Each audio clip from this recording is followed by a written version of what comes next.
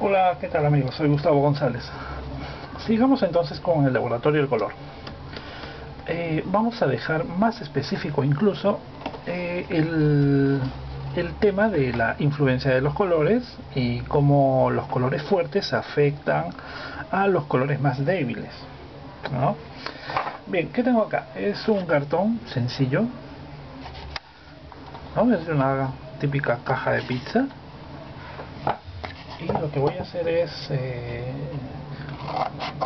lo hago en vivo el corte para que se observe de que es el mismo color.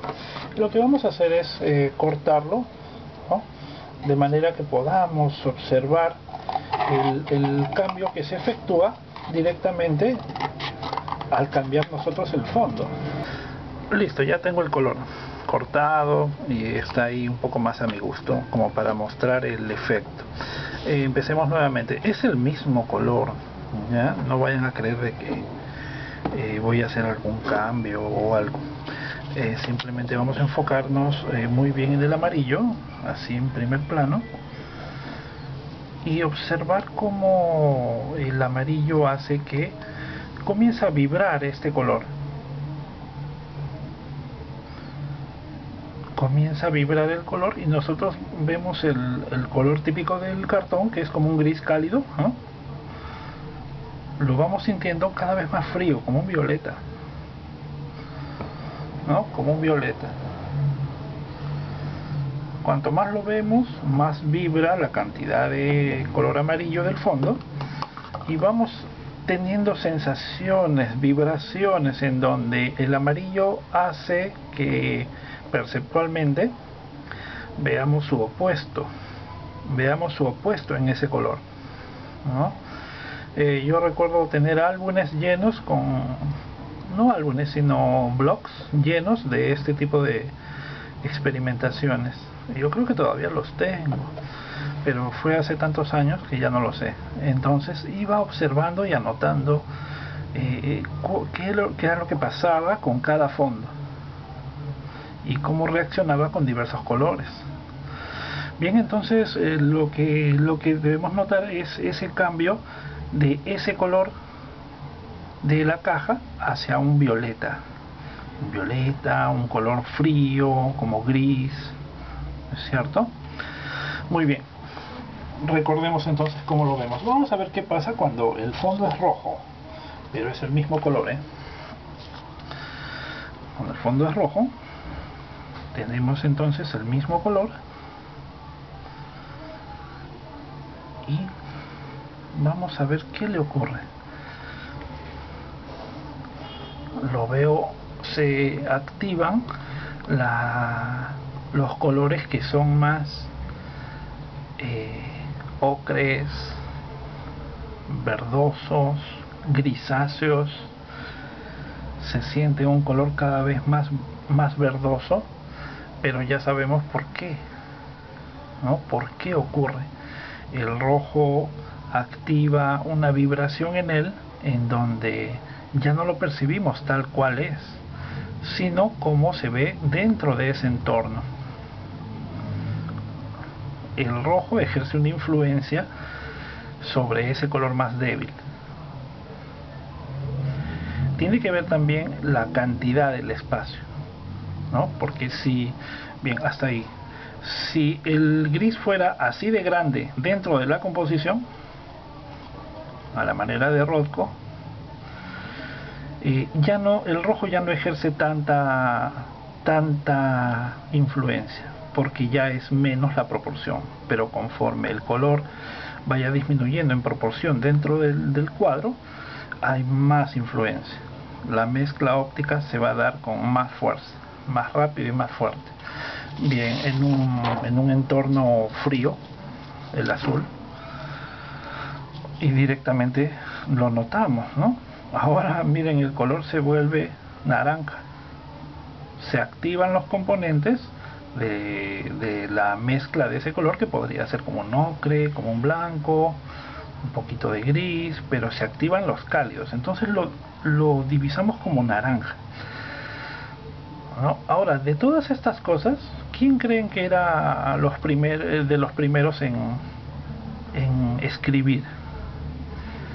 Leonardo da Vinci. Leonardo da Vinci tenía un laboratorio prácticamente, en donde tenía las lámparas, observaba los cartones de color, incluso cartones digamos, del mismo color, así, ¿no? Cartones del mismo color, y siempre decía, pero ¿por qué podemos detectar una forma encima de la otra? Por el cambio de luz, ¿no? Nosotros vemos esta forma encima de la otra por el cambio de luz. Si cambia ligeramente el plano, vamos a detectarlo. Pero aún así, cuando nosotros, decía él, vemos una forma encima de un plano de distinto color, así sea completamente plana, ¿no? Completamente plano, fondo y forma, hay una vibración. Él lo menciona, ¿no? Él, digamos que es un adelantado siempre en muchos temas, ¿no? Y como escribió el Tratado de la Pintura, pues es un adelantado en botánica, en anatomía, en todo lo que podamos nosotros distinguir para nuestro arte. Él ya había escrito algo acerca de los reflejos y los colores, ¿no? El color de las nubes, de las montañas. Él ya tenía escrito todo por mucha observación. Muy bien, ahora eso quiere decir que un color gris, ¿no? Como estos típicos colores que no son colores encendidos, ¿no? Son colores más bien apagados. Quiere decir entonces que es posible, o sea, tenemos la oportunidad en la pintura de colorizarlos, ¿no? Un color agrisado se intensifica cuando está cerca a su complementario, ¿no? Así decía Leonardo, un color es más excelente cuanto más lo acerques o esté junto a su opuesto, a su color contrario, decía él. Bien, entonces notamos cómo desde antiguo los artistas siempre han tenido esa gran curiosidad por qué ocurren así las vibraciones del color. Incluso el asunto de las tarjetas, ¿no? Cuando nosotros pintamos un color para verificar la cercanía de la mezcla hacia un modelo, pues eso ya lo había inventado Leonardo, ¿no? Leonardo ya lo había inventado eso. Él dice que hace el color en un trozo de papel o de cartón y ponlo en la lejanía, pero él lo utilizaba para observar el color de las montañas, que era muy difícil, decía él, muy difícil. Y claro, de verdad que es difícil, porque ocurre que las intensidades más absolutas, los contrastes absolutos, solamente se distinguen en los paisajes y a plena luz. La luz del sol es tan fuerte que intensifica los contrastes al límite, ¿no? Es difícil mirar al cielo. Entonces, ¿qué ocurre con los últimos planos de las montañas? Forman un perfil demasiado destacado y nos hace creer de que es un color oscuro. Nos hace creer de que es un color bastante oscuro. Y no es así. No ocurre así. Son colores de medio tono. Son colores de medio tono, pero al estar colocados junto a un cielo que revienta en luz, entonces se ven muy oscuros, como ocurre acá, ¿no? Yo recuerdo en una ocasión me llamaron para que sea jurado de paisaje en Tarma, y ocurrió eso justamente, ¿no? Uno de los participantes que no quedó entre los premiados, creo que estaba un poco molesto y me dijo que por qué su cuadro no había obtenido una mención siquiera, ¿no? Una mención honorífica o algo, porque él estaba acostumbrado a que así fuera.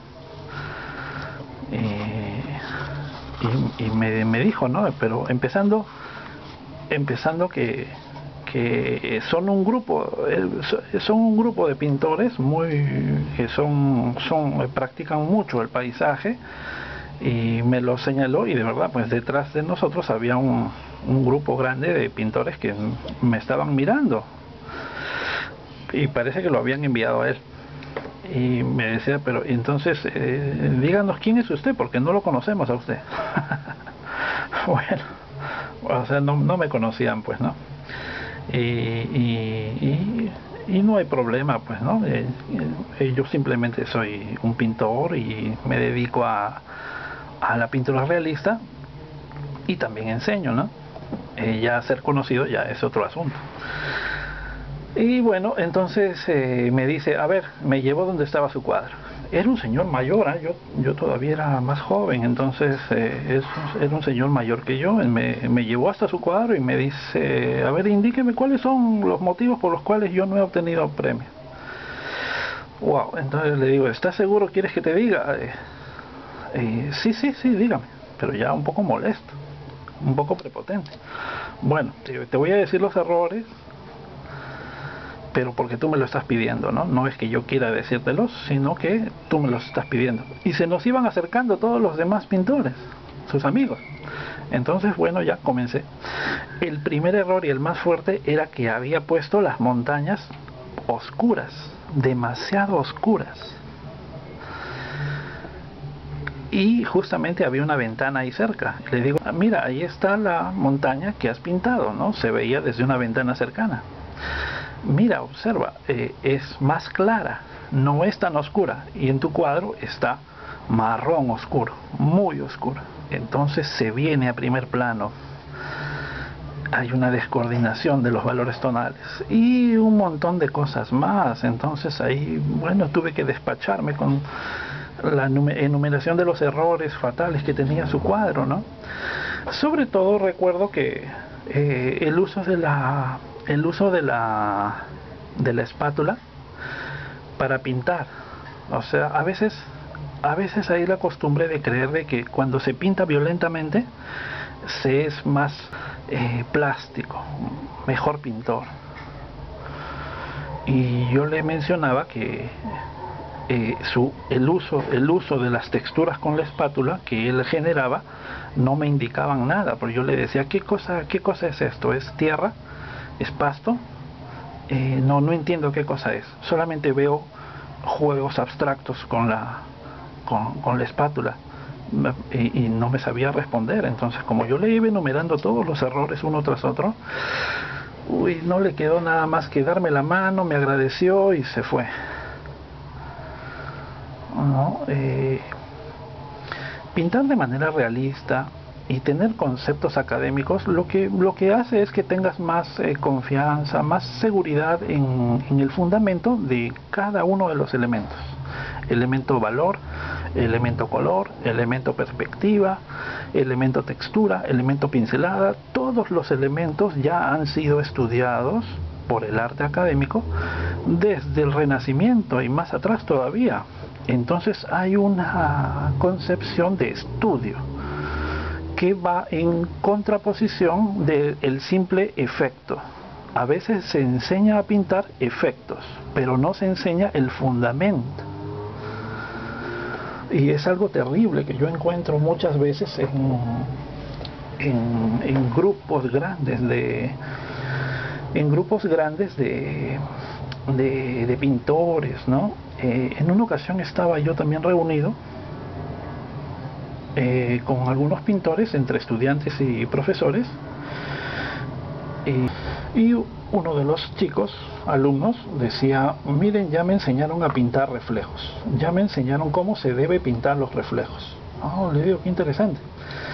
Entonces dice, simplemente se pone ahí unos chispazos de color diferentes y luego con la espátula se jala para abajo, entonces ya está el reflejo. ¿Se imaginan entonces lo que me estaba diciendo el muchacho? Me estaba diciendo de que su profesor le había indicado que los reflejos se hacen poniendo unos cuantos colores ahí y luego con la espátula se jala para abajo. Entonces le digo, mira, esos son efectismos, no es pintar, ¿no? Tú me estás hablando de cómo hacer un efectismo. Pero eso no es, pensé que me ibas a decir algún fundamento teórico de cómo obtener los colores y los efectos de un reflejo, pero no pensé que me ibas a salir con eso. Bueno, y ocurre eso muchas veces, ¿no? En internet y nosotros observamos muchas pinturas rápidas de ejecución así espectacular, podemos decir, y a veces nos guiamos de eso, cuando en realidad lo que deberíamos buscar es los tutoriales que nos explican los fundamentos o nos explican un proceso técnico, ¿no? Empezar por ahí al menos, ¿no? Y no aprender efectismos, eso deberíamos huir de eso.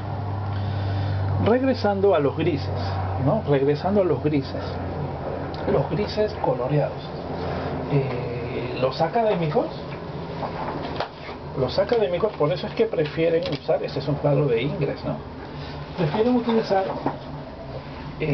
fondos de una tonalidad un poco más apagada, de manera que los colores que usan se resaltan, pero siempre hay una ambientación sosegada de colores un poco agrisados, ¿no? Entonces esto es muy diferente a pintar con un montón de colores, ¿no? Esto es muy diferente a pretender esto. A ver, los que pintan así, con los colores tan chillones, pues a mí me parece que lo que están queriendo es que su pintura parezca un payaso. Es festivo, es gracioso. Pero ¿quién puede convivir con algo así durante semanas y semanas y semanas, ¿no? Yo creo que más podríamos convivir con un cuadro de colores mitigados, ¿no? Que tenga colores. Los colores grises son hermosos, ¿no? Los colores puros en cierta medida. Por algún motivo los paisajes suelen ser pequeños. Por algún motivo los paisajes suelen ser pequeños, ¿no? Pero bueno, depende mucho de la estética de cada pintor. Ahora les voy a mostrar una de mis láminas que tengo de Rubens, que yo tenía en el taller Bacaflor, ¿no? En una de las paredes. Pero ¿qué cosa estamos viendo? En realidad lo que estamos viendo es una de esas tablas que, bueno, creo que es una tabla, ¿no? Porque tiene texturas. Una tabla en la cual Peter Paul Rubens, barroco, pintaba sus bocetos. Mediante estos bocetos, ya él después iba haciendo el cuadro. Pero miren, son puros grises, casi nada de colores. Ahora observen el cuadro final, ¿no? Es un festival de colores, pero no son chillones. No son chillones. Hay una gama de cálidos. La sostiene también algunos toques de grises. Son grises. Pero cuando está, es decir, no hay demasiados azules, ¿no? Solamente hay algunos toques en el cielo, en alguna ropa, por ahí, de unos colores un poco más azules. El resto son grises que nosotros lo notamos como fríos por la excitación de los cálidos, el rojo, los sienas. Él iba colocando en su disposición compositiva cómo iban a ser colocados los colores, ¿no? Entonces se habla mucho de los grises coloreados de Rubens.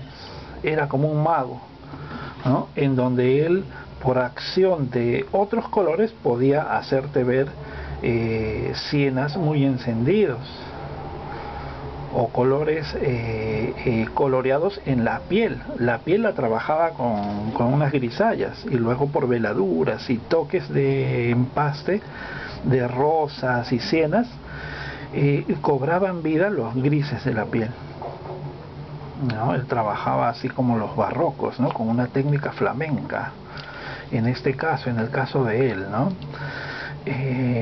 Muy bien, me parece excelente. O sea, el tipo de colorido va de acuerdo también al tema, a la temática, ¿no? Es una batalla a caballo, con las lanzas, espadas, ¿no? Mucho se guiaba de la batalla de Anghiari, ¿no? De Leonardo, que a él le gustó mucho cuando la observó,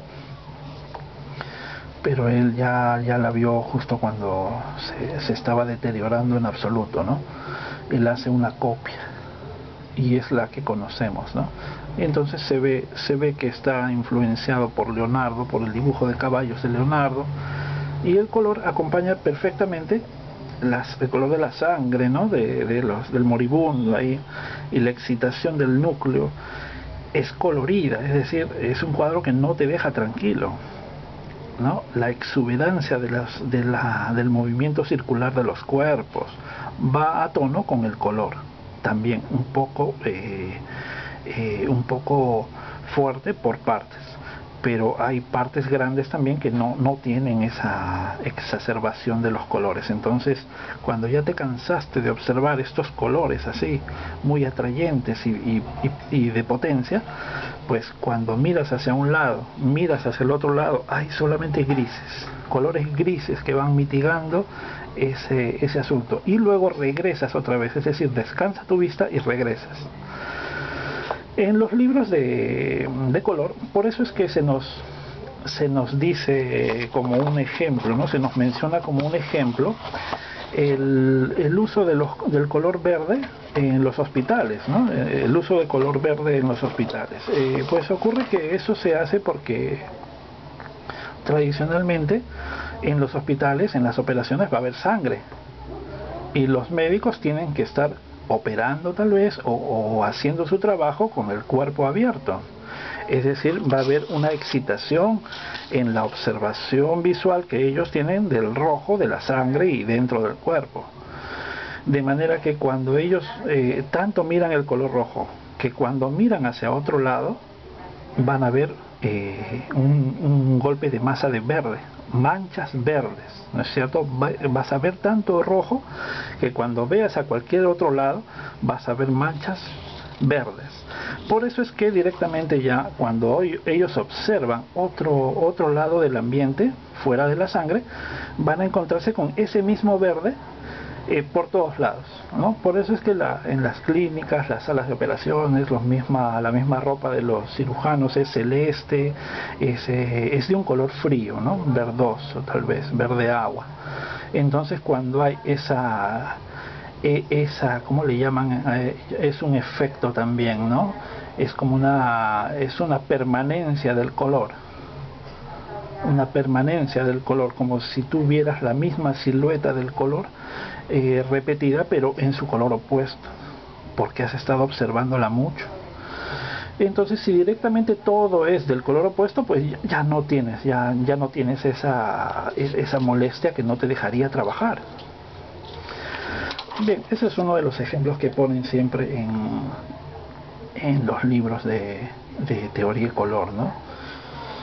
Muy bien, por último, miremos un rato la Madeleine de Ramón Casas. Es interesante el uso de color. El color es un mensaje, ¿no?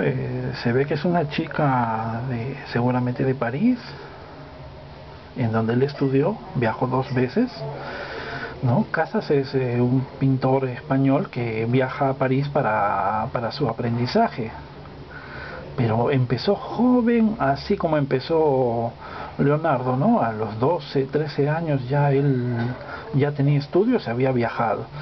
Es una suerte, ¿no? Es un tipo que tuvo mucha suerte, la familia lo apoyaba, la familia tenía dinero.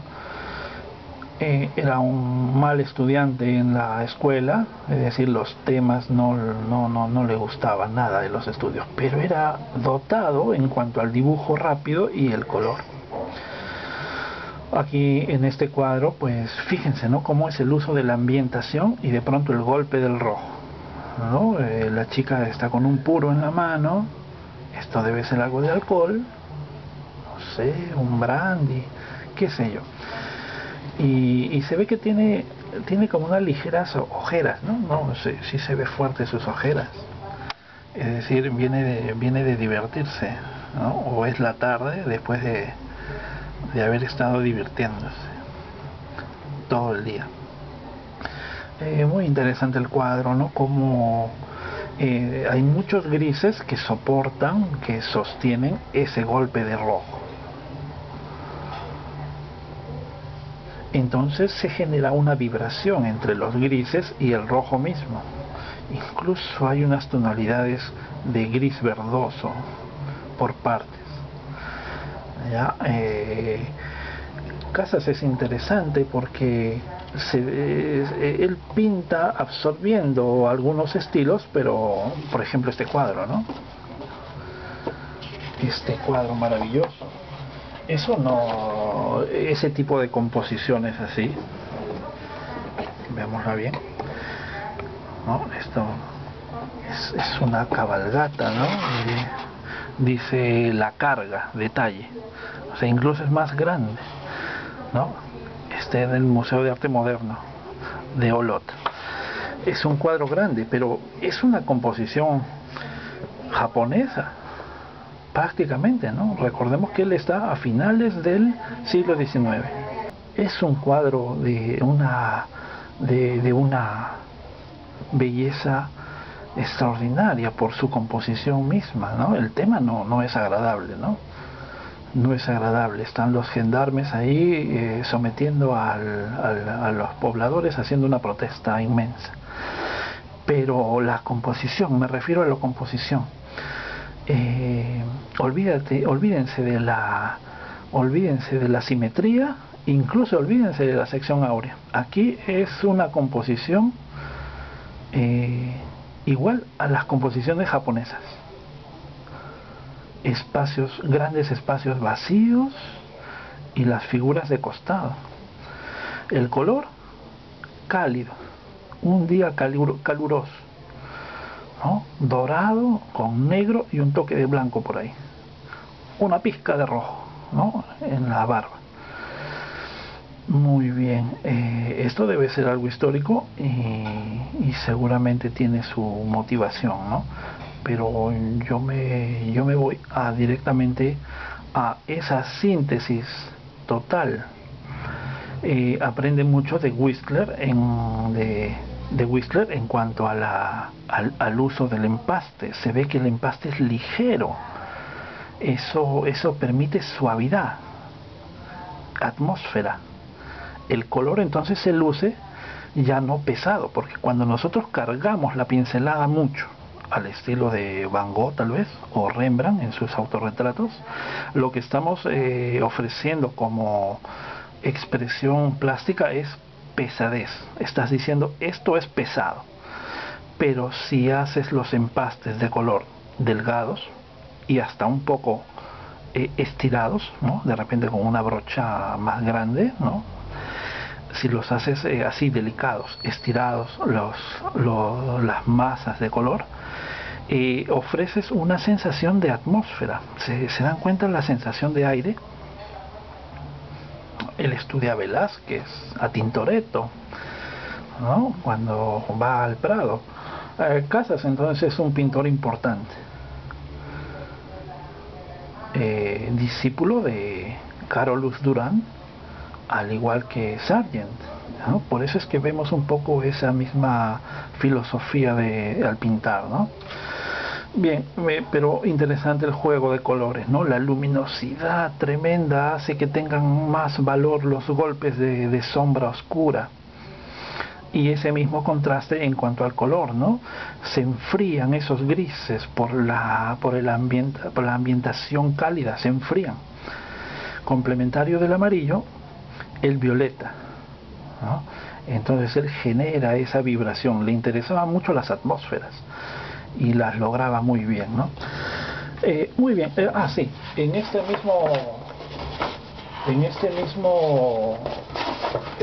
artículo que tengo en esta misma revista también hablan de Joaquín Mir o Joaquín Mir, otro pintor catalán. Pero Mir lamentablemente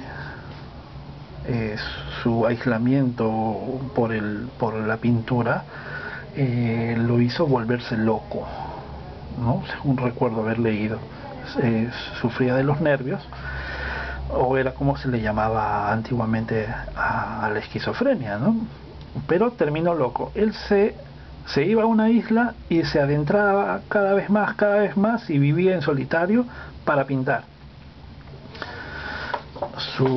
Decían que él de cualquier tema podía ver una infinidad de colores, ¿no? Miren, esto es una roca en el estanque con sus reflejos, pero miren la cantidad de colores que él podía expresar pictóricamente ahí con las pinceladas, o él creía verlos, ¿no? Entonces observen otros cuadros, ¿no? Acá siempre son temas realistas, ¿eh? No es que él fuera de alguna manera abstracto, no, él era pintor de paisajes, ¿no? Pintor de paisajes, pero por un camino distinto, personalísimo. Miren los toques. Acá hay un hombre bajando con un caballo o un borriquito. Aquí hay otros animales. Esto es una casa con ventana y eso es todo un paisaje. Ahí están las nubes. Lo mismo acá. Yo lo admiro mucho por la capacidad cromática de todas sus composiciones. Siempre son extrañas por la manera en que del uso de la pincelada y cómo él miraba la realidad como si fuera un cuadro. El poder de su retina era tremendo en cuanto a la diferenciación de colores, ¿no? Ponía los colores que él creía ver allí y se ve todavía, se puede determinar cuál es el tema. Muy interesante, Mir, pero es una pintura que ya linda con lo abstracto, prácticamente, linda con lo abstracto. Hasta eso podemos llegar en cuanto al color, ¿no? Muy bien, los dejo ahí entonces, ¿no? Hemos hecho un pequeño recorrido para hablar de un tema técnico en cuanto al uso del color. Pero es que hay tanto por descubrir, por contar. Me falta terminar todavía el paisaje, ¿no? Me faltan los detalles más pequeños todavía. Eso lo hago en un rato. Bien, cuídense mucho, ya nos vemos.